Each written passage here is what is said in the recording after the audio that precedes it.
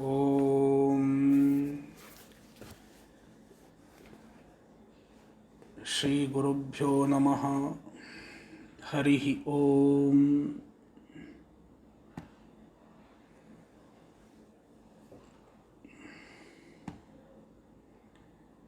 गजाननं भूतगणादिसेवितं कपित्थजम्बूफलसारभक्षितम् उमासुतं शोकविनाशकारणं Namami विघ्नेश्वरपादपङ्कजम्।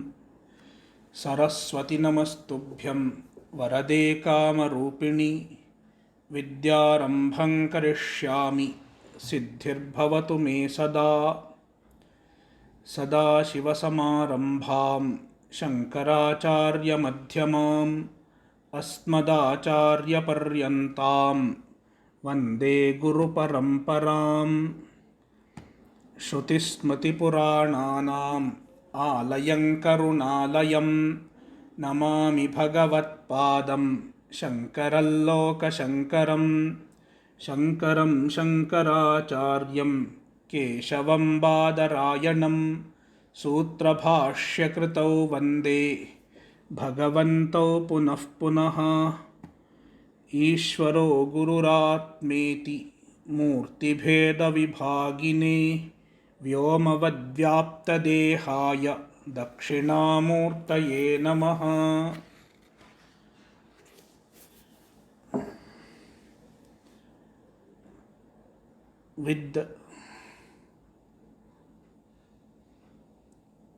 Because of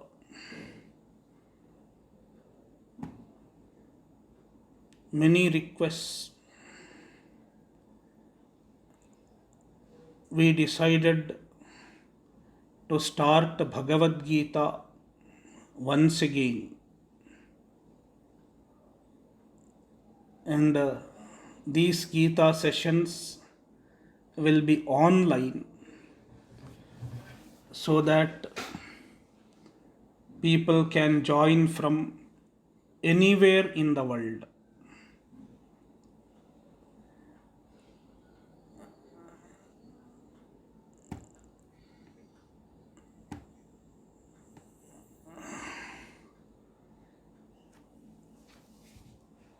When we study Bhagavad Gita,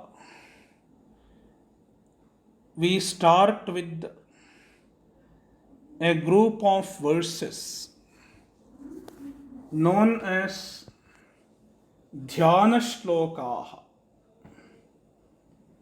They are Dhyana Shlokaha. They are in the form of meditation on Bhagavad Gita itself. Therefore, they are called Dhyana Shlokaha. We will start with Dhyana Shlokaha. In some books, you may not find Dhyana Shlokas.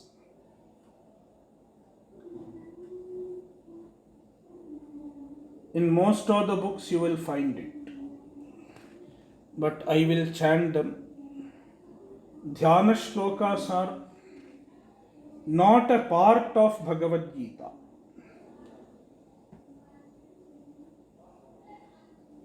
These Dhyana Shlokas were written by one Madhusudana Saraswati, one of the great acharyas in our tradition.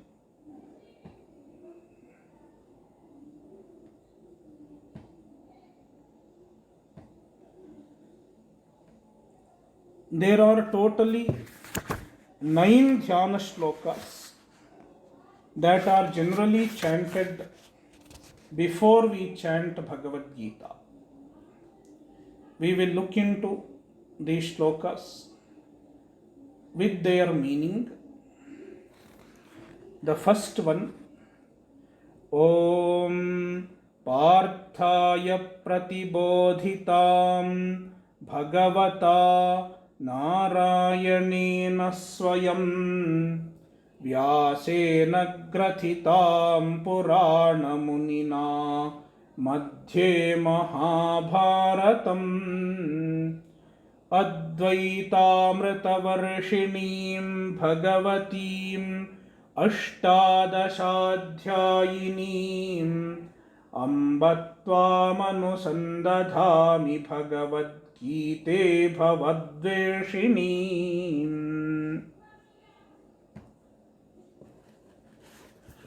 This shloka is a salutation to Bhagavad Gita itself. The very text Bhagavad Gita is looked upon as mother. Amba Bhagavad Gita. O Mother Bhagavad Gita. The author addresses Bhagavad Gita as mother. Bhagavad Gita deserves to be looked upon as mother because Bhagavad Gita is a great well-wisher of humanity.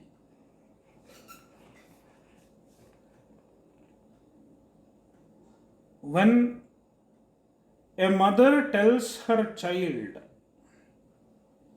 you should do this, you should not do this, what is the intention of the mother? Is it because the mother has any selfish motive? The mother does not have any selfish motive. If the mother asks the child to do something or not to do something, it is because it is for the good of the child. The mother is child's well-wisher. The mother tells the child, don't touch the fire, don't go near the water.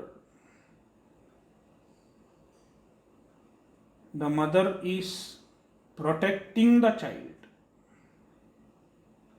through instructions, through commands. Don't do this, don't do that. The mother is protecting the child. Likewise, when the mother tells the child, eat good food, eat fruits, eat nutritious food, the mother is facilitating growth and nourishment of the child. Likewise, when the mother says, study well, the mother is facilitating child's growth. Growth and protection. These are mother's intentions behind all her commands, behind all her instructions. All that the mother wishes is protection of the child and growth of the child. Likewise, Bhagavad Gita also asks to do certain things, and the same Bhagavad Gita asks us to abstain from certain things. Do's and don'ts. Even the Shastra has certain do's and don'ts. And these do's and don'ts are meant for the good of the humanity, well being of the humanity. When the Shastra says, don't do it, the Shastra is protecting us from spiritual downfall. There is a chance of spiritual downfall when we do certain things, certain activities. The Shastras say, Suram na pibet, do not drink alcohol. Why does the Shastra say so? Because if you drink alcohol, the Shastra knows that it will cause spiritual downfall. It is a certain way to spiritual downfall. Therefore, do not drink alcohol. Suram na pibet.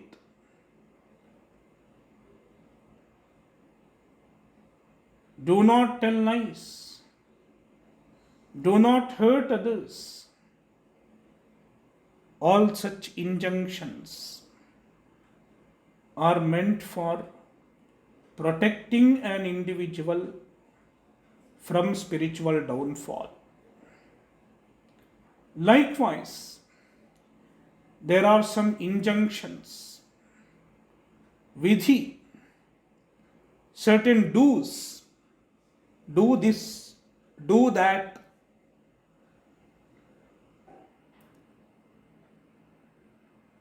Just like a mother, even the Shastras suggest us to do certain things, and it is meant for one's own spiritual nourishment, one's own spiritual growth, one's own spiritual unfoldment. Do dhanam, do dana, give money, give knowledge, give food, and sometimes give your time. Even giving time is a form of dana. And sometimes giving a smile also can be a dana. You show your affection to the other person and he is happy.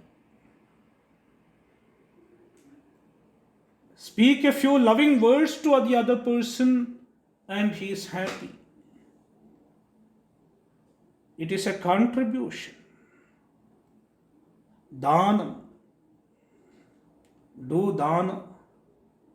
Be a contributor in one way or another. The Shastra says so. And what do you get by doing dana? It contributes to your own spiritual growth. If you contribute, the contribution contributes to your spiritual growth.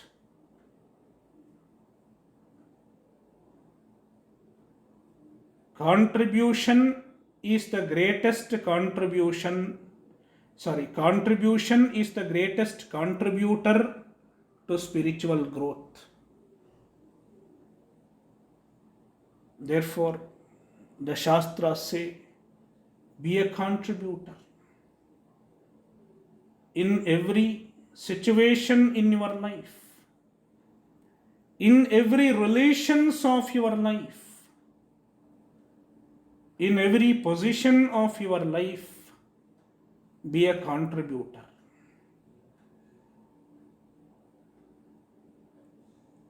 A contributor does not ask, what do I get?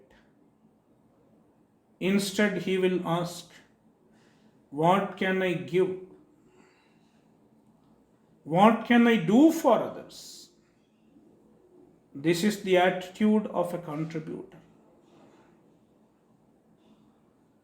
That is dhanam. Do dana.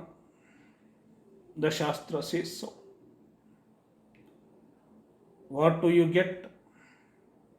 You get spiritual growth. Dana contributes to spiritual growth.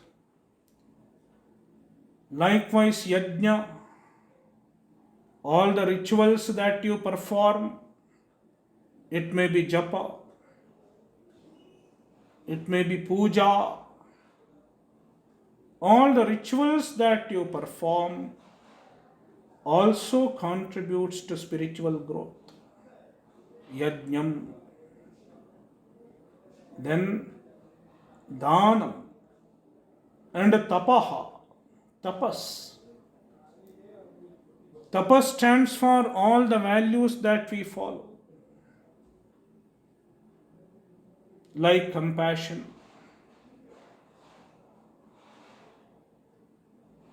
like leading a simple life,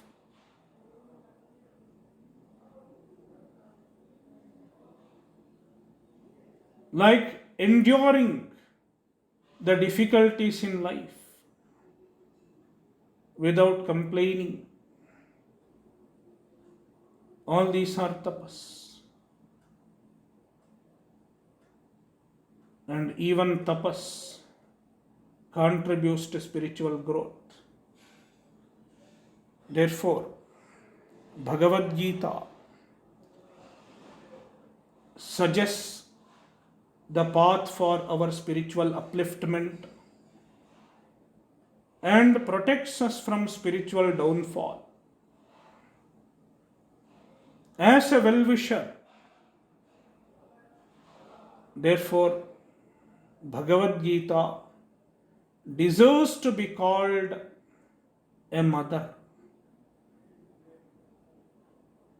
Madhusudana Saraswati, the author of these shlokas, endearingly calls Bhagavad Gita, O Mother Bhagavad Gita, Amba Bhagavad Gita. And then there are descriptions of Bhagavad Gita. Bhagavata Narayanena Swayam Parthaya Pratibodhitam.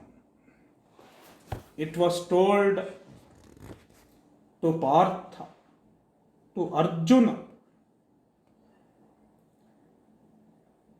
the one who received Bhagavad Gita.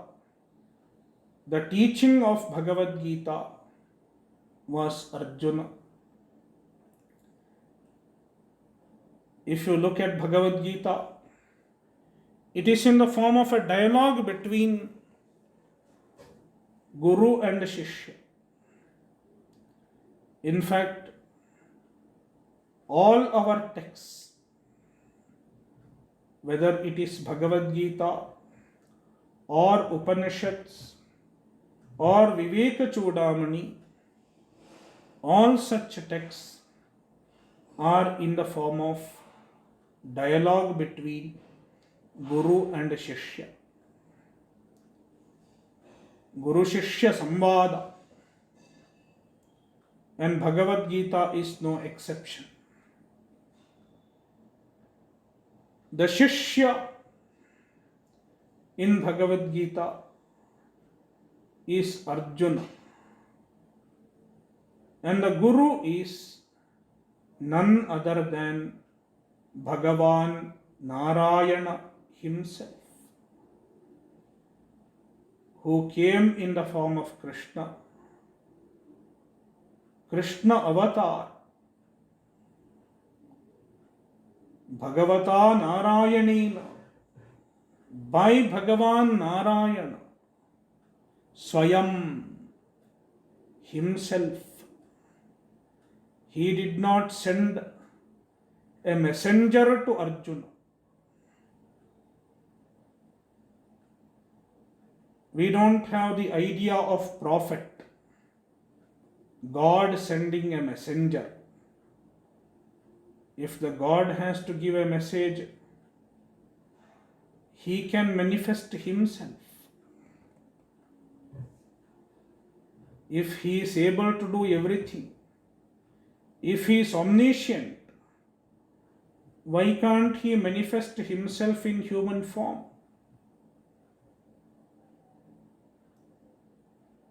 Therefore, the Ishvara, Bhagavan himself manifests in human form, and that is Krishna Avatar. Therefore, Bhagavata Narayanena Swayam Parthaya Pratibodhitam. It was taught to Arjuna by Bhagavan himself. Since it is the words of Bhagavan, Bhagavad Gita is Bhagavan's own words. Therefore, it is a valid source of knowledge, a valid and reliable source of spiritual wisdom.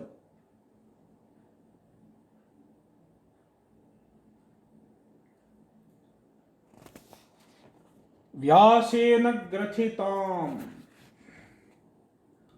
and it was composed and chronicled by Vyasa, Vedavyasa, not an ordinary person. The speaker is Bhagavan himself, and one who recorded Bhagavad Gita, one who chronicled Bhagavad Gita, is also extraordinary and reliable, because he is none other than Vedavyasa, who is Purana Munina, who was Purana Munihi, a great sage who composed all the Puranas. Vyasa wrote 18 Puranas, Ashtadasha Puranan.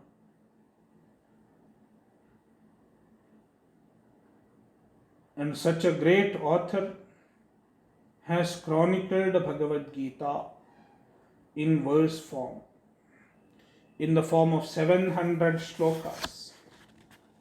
And Bhagavad Gita is a part of Mahabharata. Originally, Bhagavad Gita is not an independent text. It is a part of Mahabharata. Mahabharata is a text which consists of almost around 1 lakh verses, 100,000 verses,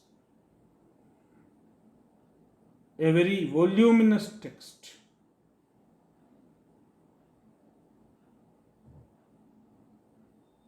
And Mahabharata has 18 parvas, 18 sections. One among them is Bhishma Parva. The description of Mahabharata war is found in Bhishma Parva. And that is where we find Bhagavad Gita. It is a part of Mahabharata. It is presented in the middle of Mahabharata. Therefore, Vyasa says, Madhye Mahabharatam. It is in the middle of Mahabharata. And the content of Bhagavad Gita, what does Bhagavad Gita reveal?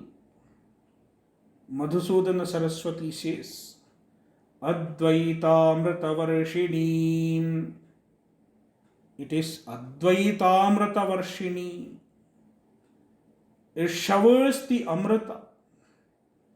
Bhagavad Gita showers the Amrita, rains the Amrita. Amrita means that which makes you immortal, that which makes you free from death. implying the one that gives you moksha. Bhagavad Gita is a moksha shastra. Our scriptures are mainly of two types. One is Dharma Shastra, which gives a dharma, what one should do at a given point of time, what kind of rituals one should perform, what kind of duties one should perform. All these are dealt with in Dharma Shastra. Then there is another form of Shastra called Moksha Shastra.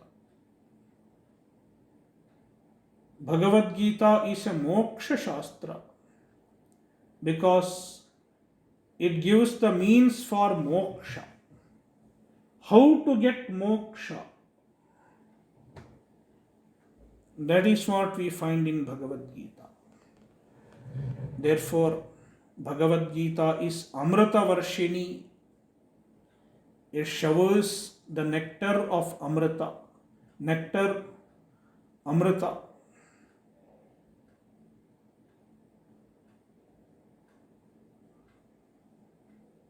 And what is the Amrita?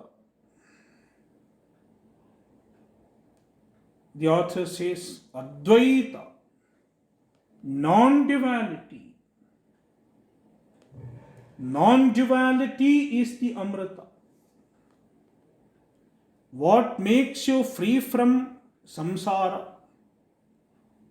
What makes you free from all the problems of life? What makes you free from psychological susceptibility?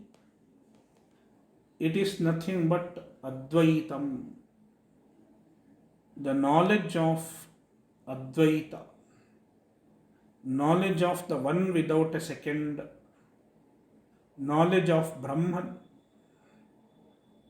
Brahman is Advaita. It will become clear as we proceed. Bhagavati. Bhagavad Gita is addressed as Bhagavati, Devi. Gita is the words of Bhagavan. Therefore, Gita is not different from Bhagavan. Therefore, it is Bhagavati.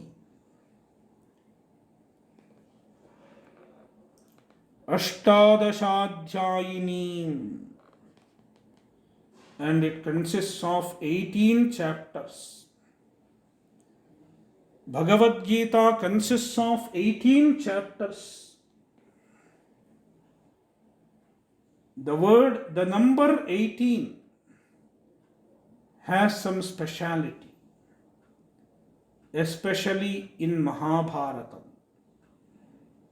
Mahabharata has 18 parvas, 18 sections. And the Mahabharata war was fought for 18 days. And the number of battalions, number of Akshauhinis that participated in the war of Mahabharata are put together 18.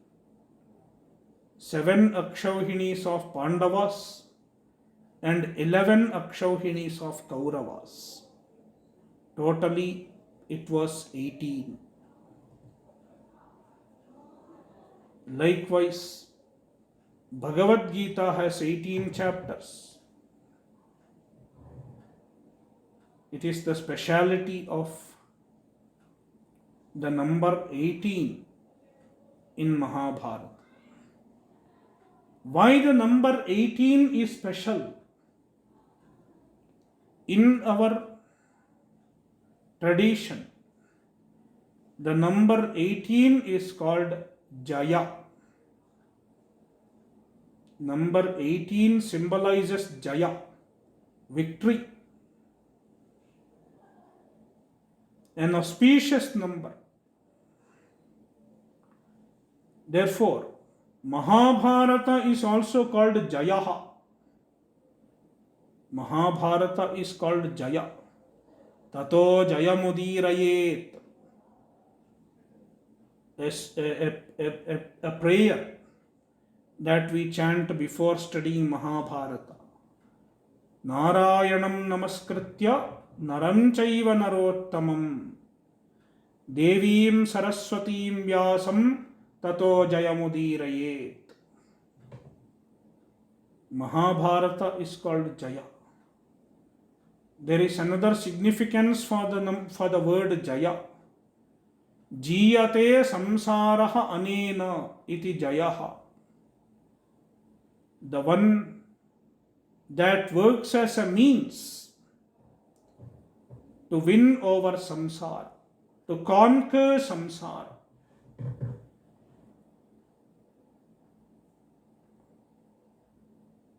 Mahabharata helps in conquering samsara, defeating samsara, getting victory over samsara. Therefore, it is called Jaya.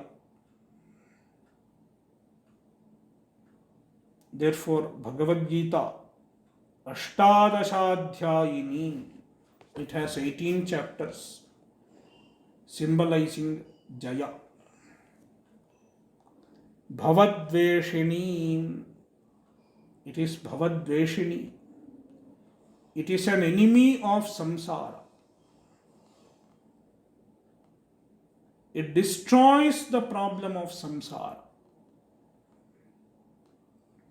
Bhava means samsara. Samsara is the universal problem.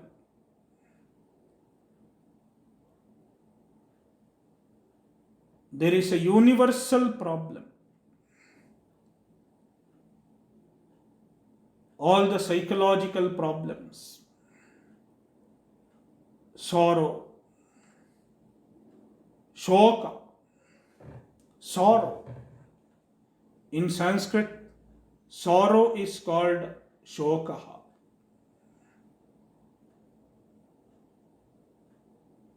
Atrapti, lack of satisfaction. I am not satisfied. Why I am not satisfied? Something is lacking in my life. Everyone has something or the other lacking in his or her life. No life is free from lackings. Someone is not married, so a partner is lacking. Someone is married but no children, another lacking. Someone does not have money, another lacking. One or another lacking. Everyone has. And the lackings generally bother us. It is samsara. The sense of lacking and the lack of satisfaction, lack of fulfillment, incompleteness is a problem of samsara. Likewise, insecurity. What will happen to me in future? What will happen to me after 10 years? Insecurity. All these problems, all the psychological problems that bother us human beings universally is called samsara.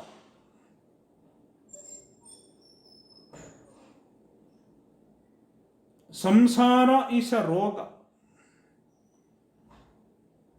Sometimes it is referred to as a roga, bhava roga, or samsara roga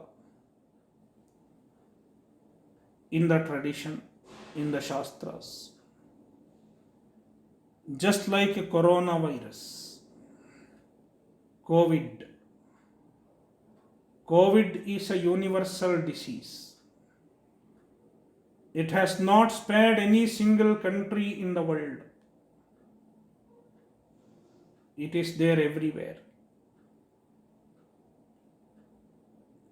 The world is united by COVID.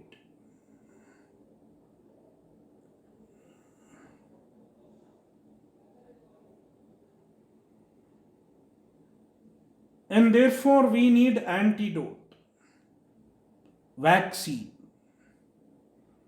Vaccine is meant for immunizing ourselves from coronavirus. We have vaccines. The vaccines are invented and people are taking the doses of vaccine. Likewise, we have universal problem of samsara. Even the problem of samsara is universal. And it did not start 2 years back. The problem of samsara existed from beginningless time. Whether it is the time of Mahabharata or whether it is today's time, the problem of samsara exists just the same. No change. The same human mind. There may be advancements in the field of science. There may be advancements in the field of technology. But the human mind is same. Human mind remains the same. No change.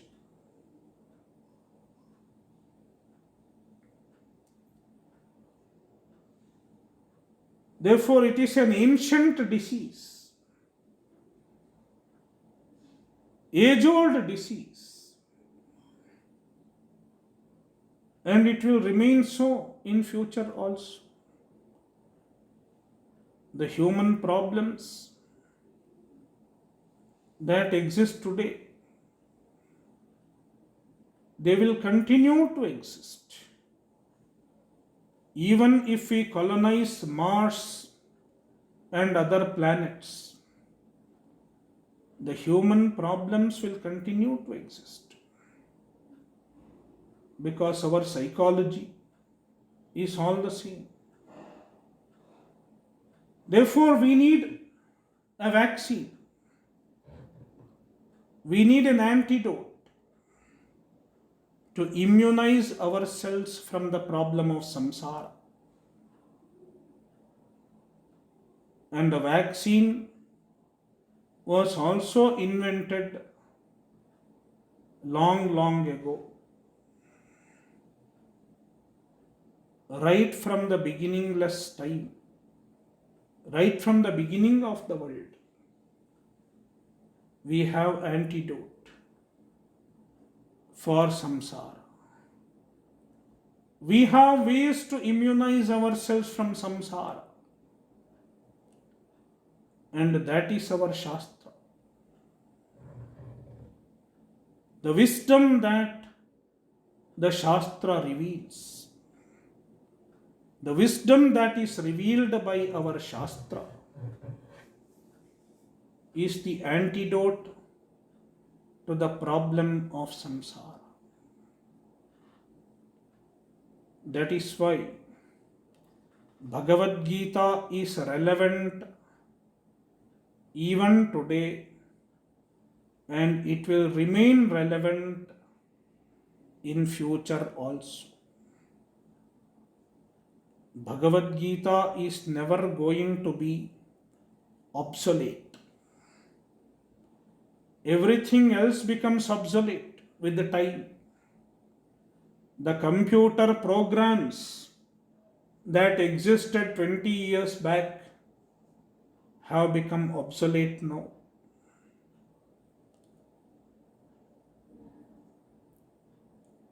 Many equipments, many gadgets that they used 20 years back have become obsolete now. Nobody makes use of typewriter. Nobody makes use of a tape recorder.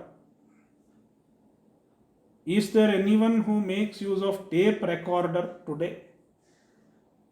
Nobody. Because we have better electronic gadgets. Nobody makes use of pager. In fact, the youngsters might not know what these mean because they have not seen them. So many electronic inventions have become obsolete today. And things that exist today will become old after a few years. This version of Windows or this version of Android that we are using today, it will become old after 5 or 6 years.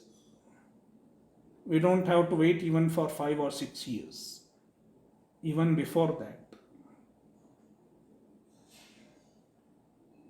But Bhagavad Gita has withstood the test of time. It has not become obsolete. It was written thousands of years ago. We don't know how many thousand years ago. Definitely more than 2000 years or more than 3000 years.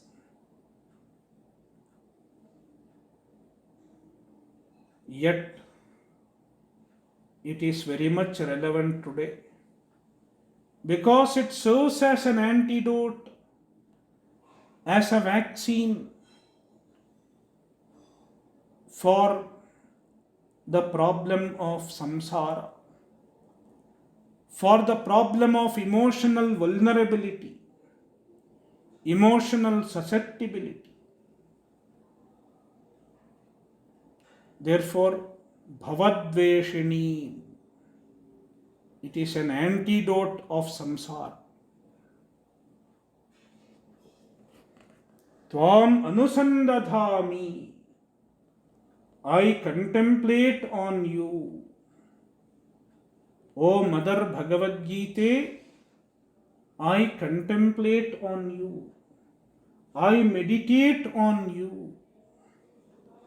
Thus, Madhusudana Saraswati prostrates in front of Bhagavad Gita, offers his obeisance to Bhagavad Gita.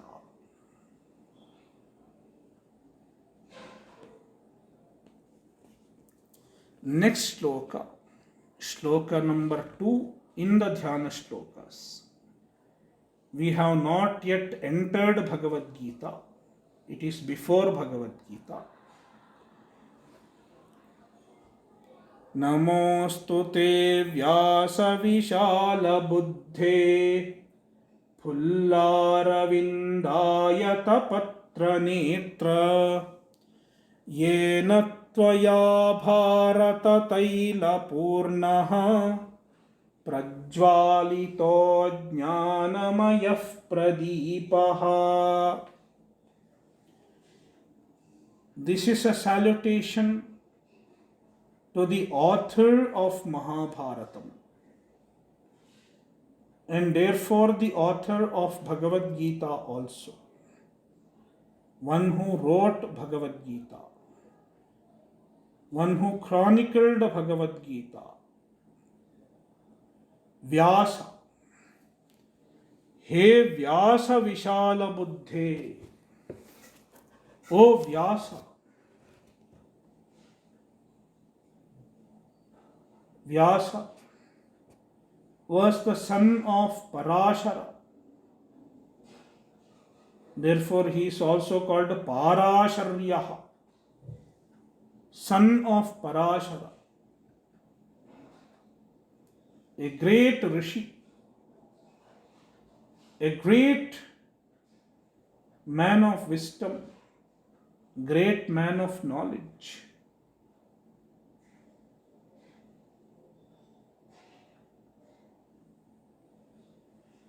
Therefore, the author describes Vyasa as Vishala Buddhe. He had vast knowledge, and his extent of knowledge, his extent of wisdom is evident in his works. He has written 18 Puranas, Mahabharata, and perhaps many other works. Therefore, Vishala Buddhe, Pullaravindayata Patra Netra, Madhusudana Saraswati explains the eyes of Vyasa, how Vyasa's eyes looked like. They are like Aravinda Ayata Patra, the long leaves of lotus. Netra, Netra means eyes. Vyasa's eyes were like long leaves of lotus. And the lotus is fully blossomed, like long leaves of fully blossomed lotus. He had beautiful eyes. That is how Madhusudana Saraswati visualizes Vyasa. It is a visualization because Madhusudana Saraswati has not seen Vyasa. Vyasa lived long ago and Madhusudana Saraswati came much later in the chronology of history. येन त्वया भारततैलपूर्णः प्रज्वालितो ज्ञानमयः प्रदीपः. Why does Vyasa deserve namaskar? What makes Vyasa deserve namaskar? He has done many great works, not one or two or three. He is Vedavyasa. He has compiled all the Vedas, edited all the Vedas, and made the Vedas into proper divisions. So he has, one of his great contributions was in the form of preserving the Vedas and the tradition of the Vedas.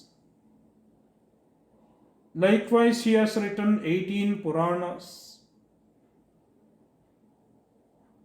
and one of the greatest works that Vyasa did was to write Mahabharata. And in the middle of Mahabharata, he has composed Bhagavad Gita also. Therefore, Vyasa is recognized as the composer of Bhagavad Gita as well as Mahabharata. Madhusudana Saraswati poetically compares Bhagavad Gita to a lamp of knowledge, a light of knowledge. That is Bhagavad Gita. And a lamp requires oil. Without oil, the lamp cannot burn. What is the oil that illumines, that provides fuel to the lamp of Bhagavad Gita? Vyasa says, Madhusudana Saraswati says, the oil is Mahabharata. Bharata Taila Purnaha. Mahabharata is compared to oil, and the flame of the lamp is Bhagavad Gita. Jnanamayah Pradipaha. Bhagavad Gita is a pradipa, a light, a lamp which emanates knowledge. Jnanamayah Pradipaha. Prajwalitaha. You have lit up such a pradipa, such a lamp, such a light.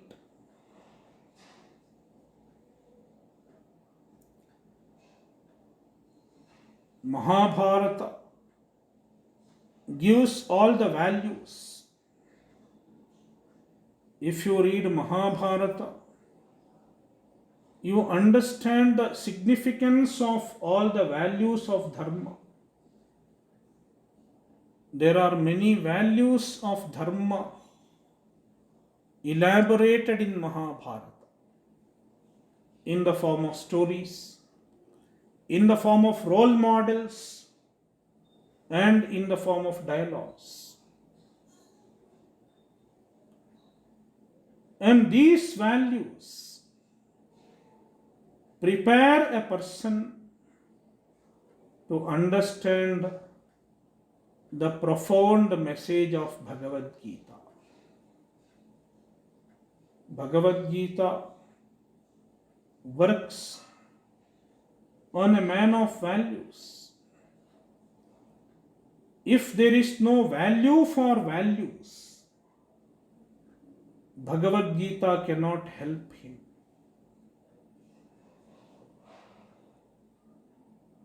One should have value for all the values of dharma, like truthfulness, compassion, sympathy, uprightness, etc. Then Bhagavad Gita works effectively on the person. Therefore, Mahabharata serves as a preparation for Bhagavad Gita, serves as a supporting bed of Bhagavad Gita.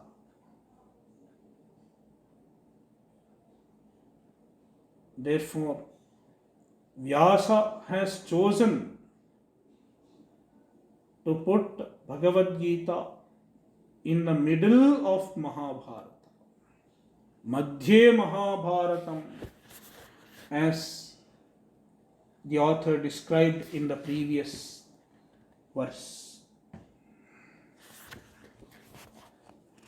So, Vyasa has illumined, Vyasa has lit up the lamp of Bhagavad Gita, and thereby he has given us the enlightenment of spiritual wisdom. Therefore, Vyasa, Bhagavan Vedavyasa, also deserves our namaskara. our prostrations. Therefore, the author offers his prostrations to Bhagavan Vedavyasa. In the second verse, we will see the rest of the verses in the following sessions. Om Purnamadah Purnamidam Purnat Purnamudachyate Purnasya Purnamadaya Purnamevavashishyate. Om Shanti Shanti Shanti. Harihi Om.